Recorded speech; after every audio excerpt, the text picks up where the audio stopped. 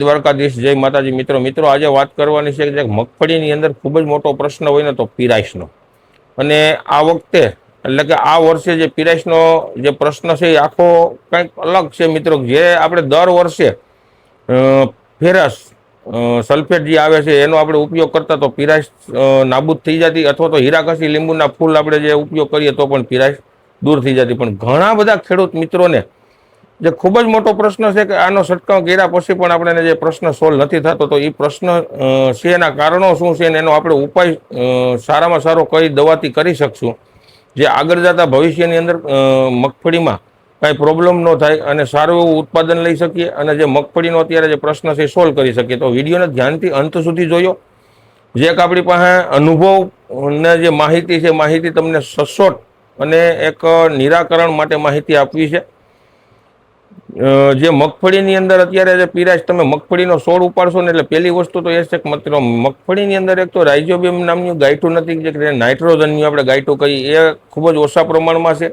મૂળ એક જ છે, જે તંતુ મૂળ હોવો જોઈએ. તંતુ મૂળની સંખ્યા પણ ઘણી બધી ઓછી છે, જેને કારણે ખોરાક પ્રક્રિયા ઘણી બધી છોડની ઓછી થતી હોય છે, જેને કારણે આપણે નકરું ફેરસ સાટીએ તો આપણે એને રિઝલ્ટ નથી જળતા. તો એમાં આપણે શું કરવું? તો એના માટે આપણે મિત્રો જે હું તમને ડોઝ બતાવું છું, સારી કંપનીની સારી વસ્તુ લઈને અને જે તમને ન્યુટ્રિશન, પહેલાં તો તમારે ફેરસ લેવાનું છે કે જે સારી કંપનીમાં તો કે ભાઈ એરિસ કંપનીનું ફેરોમેગ આવે, અથવા તો વનિતા કંપનીનું ફેરો ગ્રીન કરીને આવે.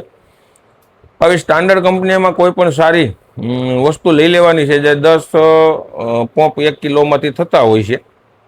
80 થી 100 ગ્રામનું 10 થી 12 પંપ કરવાના હોય છે, 80 થી 100 ગ્રામ નાખવાનું હોય છે. એની સાથે તમારે લઈ લેવાનું છે સિલેટેડમાં માઇક્રોન્યુટન. જો એરિસના આપણે એસડી કરીને માઇક્રોન્યુટન જે આવે છે એસડીમાં, જે મેક્સ એસડી એરિસ કંપનીમાં સ્ટાન્ડર્ડ એની પણ જેમાં ફેરસ, મેગ્નેશિયમ, ઝીંક, મેગેઝીન, કોપર આ બધી વસ્તુ ટૂંકમાં આવતી હોય છે. સારામાં સારી વસ્તુ છે. અથવા તો એ તમને ન જડે તો વનિતાનું લઈ લેવું, સિક્વેલ 2 કરીને આવશે, અથવા તો બીજી કોઈ મલ્ટીપ્લેક્સ જેવી સારી કંપનીનું લઈ લેવું. જો આમાં મારા નંબર નાખું છું, વધારે માહિતી જોતી હોય તો નંબર પણ લઈ લેજો.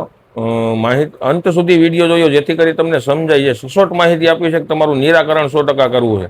અથવા તો તમારે દવા મગાવવી હોય તો પણ આપણી પાસેથી કુરિયર દ્વારા તમે મગાવી શકો છો. તમને જડી જાય તો ત્યાંથી તમારે લઈ લેવાની છે.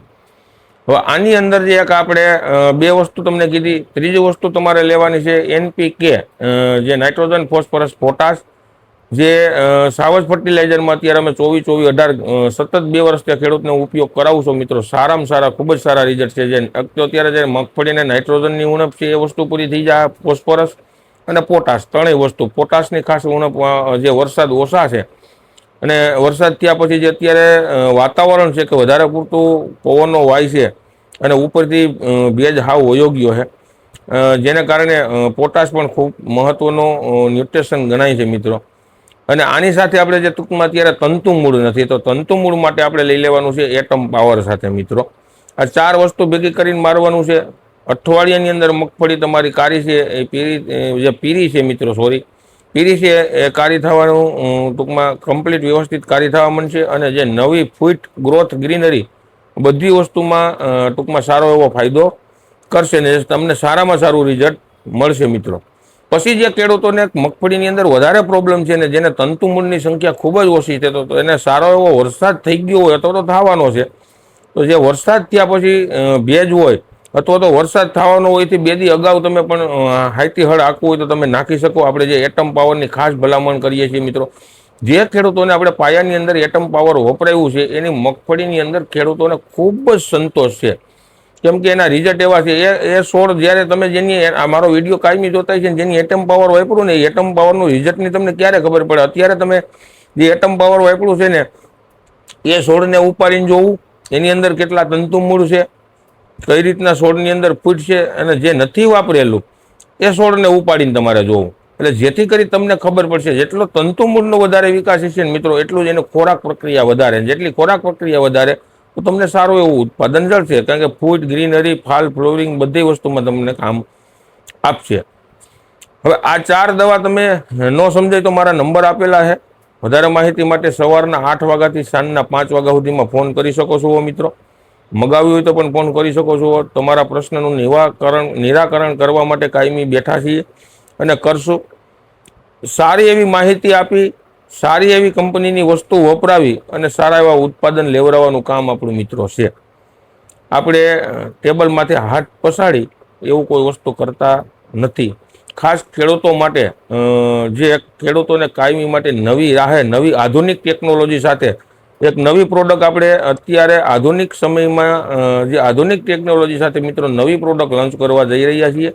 ઓક્સિજન્ટા કંપનીનું જેપીઆર ગોલ્ડ કરીને જે ટોટલ ખોરાક તરીકે કામ છોડની અંદર આવશે. આપણે આના અગાઉ વિડીયો મૂકશું. કપાસ અને મગફળીની અંદર પ્રોડક્ટ ધૂમ મચાવવાની છે.